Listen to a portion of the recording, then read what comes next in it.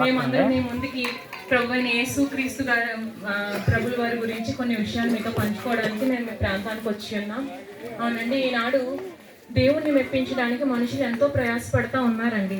అంటే దేవుడి దయను పొందుకోవాలి అనే ఆలోచనతో ఎలా అయినా నేను దేవుని దయ సంపాదించుకోవాలి, నా బిడ్డలపై దేవుడి దయ ఉండాలి, నా కుటుంబంపై దేవుడి దయ ఉండాలని దేవుడి దయను పొందుకునే ఆలోచనతో మనుషుడు ఎన్నో విధాలుగా ప్రయాసపడుతున్నారు. కొంతమంది దయను పొందుకునే పేరుతో మద్యపానం చేసి తమ దేహాలను పాడు చేసుకునే వాళ్ళు కొద్దిమంది అండి. దేవుని దయను పొందుకోవాలనే పేరుతో అసభ్యకరమైనవి చేసేవారు ఇంకొంతమంది. కానీ దేవుని వాక్యం సెలవిస్తుందండి, పరిశుద్ధ గ్రంథమైన బైబిల్ సెలవిస్తుంది, దేవుడు పరిశుద్ధుడు. దేవుడు పరిశుద్ధుడు అంటండి. ఆయన ఒక మనిషిని ఎలా ఉండాలని ఆశిస్తున్నాడు అంటే, ఆయన నేను పరిశుద్ధులై ఉన్నట్లు మీరును పరిశుద్ధులై ఉండు అని దేవుని వాక్యం సెలవిస్తుంది. మనలో దేవుడు కోరేది ఏంటంటే పరిశుద్ధత. మనం ఏదేదో చేయాలని దేవుడు ఆశించట్లేదు. దేవుని దయను మనం పొందుకోవాలి, దేవుని దయ మనపై ఉండాలంటే మనం పరిశుద్ధంగా బ్రతికినట్లయితే ఆయన దయ మనపై ఉంటుంది అనమాట. ఈనాడు మనుషుడు తన దేహాన్ని పాడు చేసుకుంటూ ఎన్నో విధాలైన పాపాలు చేస్తూ తన దేహాన్ని పాడు చేసుకుంటూ పైకి ఏవేవో ధరించుకొని పైకి ఏవేవో వేసుకుని ఇదిగో నేను దేవుని దయను పొందేసుకున్నాననే భ్రమలో ఉంటున్నాడండి. కానీ దేవుడు అంటున్నాడు, ఇదిగో నీ హృదయము నాకిమ్ము కుమారుడా, నీ హృదయము నాకిమ్ము అంటున్నాడు. మనుషులైతే పై రూపాలని చూస్తారండి, మనం పైన ఎలా ఉన్నామో పైకి ఎలా ప్రవర్తిస్తున్నామో. కానీ దేవుడు అంటాడు, నీ హృదయ లోతులు నాకు తెలుసు, నీ హృదయాంతరంగం నాకు తెలుసు అంటాడు. అవునండి, ఒకని హృదయము దేవునికి మరుగై ఉండదన్నమాట. మన హృదయంలో దాగిన రహస్యాలన్నీ మనుషులకు తెలియకపోవచ్చు, కానీ మన దేవునికి తెలియవచ్చండి. కాబట్టి ఈనాడు ఏ పాపం మీ హృదయంలో ఉంది మీకే తెలుసు.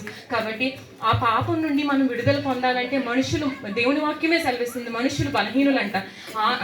ఆత్మ సిద్ధమే కానీ శరీరం బలహీనమని పరిశుద్ధ గ్రంథమైన బైబిల్ సెలవిస్తూ ఉంది. అవును, మన దేహంలో ఏర్పడిన అనేక పాపాలు, మనం కలిగి ఉన్న అనేక పాపాలు విడిచిపెట్టాలంటే మనుషులంగా బలహీనులంగా మన వల్ల కాదు. మనకి ఎంతైనా దేవుని దయ, దేవుని సహాయం కావాలి. ఆయన అంటున్నాడు, ఇదిగో ప్రయాసపడి భారం మోయించిన సమస్త జనులారా, అంటే పాపం అనే భారంతో నలిగిపోతున్న జనులారా, నా యొద్దకు రండి, నా యొద్దకు మీరు వచ్చినట్లయితే నేను మీకు విశ్రాంతినిస్తాను, నా శాంతిని మీకు ఇస్తాను, నా శాంతినే మీకు ఇస్తాను అంటున్నాడు ఆయన.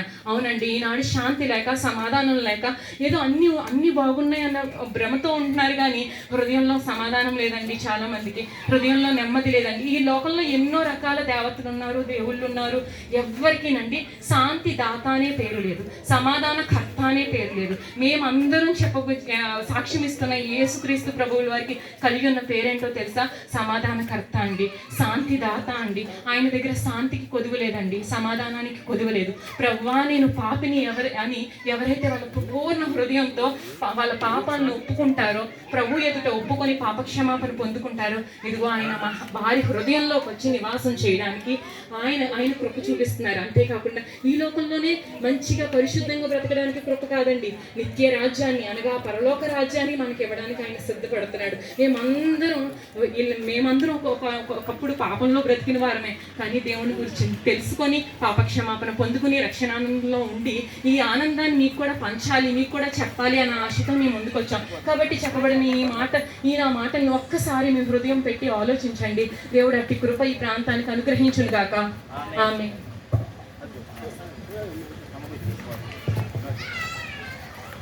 స్తోత్రం దేవా, స్తోత్రం తండ్రి, పరిశుద్ధుడా, మహాపరిశుద్ధుడా, గనుడా, ఘనమైన వాడా, మీకే వేలాది కృతజ్ఞతాస్తుతులు, స్తోత్రం నాయన. అవును ప్రభా, అయా ఎవరు కూడా నేనున్న స్థానంలో ఉండాలని ప్రభా ఏ యొక్క గొప్ప అధికారి అనుకోడు తండ్రి. నీవైతే మహాదేవుడు, మహాగణుడు, మహారాజు అయిన తండ్రి, నీ స్తోత్రాలు. నువ్వు పరిశుద్ధుడు గనుక అందరూ పరిశుద్ధులుగా ఉండాలని ప్రభా. అయా లోకంలో పరిశుద్ధత లేదు తండ్రి, ఎవరు క్రీస్తు యేసు రక్తంలో కరగబడతారు వారు పరిశుద్ధులు అంటున్నావు. అయినప్పటికీ వారి హృదయం నా ప్రభా నీకు ఇష్టముగా ఉండాలి ప్రభా. అయా నీకు ఏది ఇష్టమంటే ప్రభా నీతి, యథార్థత, పరిశుద్ధత నాయన. అయ్యా అది కలిగి ఉన్నప్పుడు నువ్వు ఎవరిని విడిచిపెట్టవు తండ్రి. నీ స్తోత్రాలు. ఏ స్థితిలో, ఏ పరిస్థితిలో, ఏ అతిక్రమంలో ప్రభా, ఏ ఆది బాధలు ఉన్నప్పటికీ తండ్రి నీకు స్తోత్రం నాయన.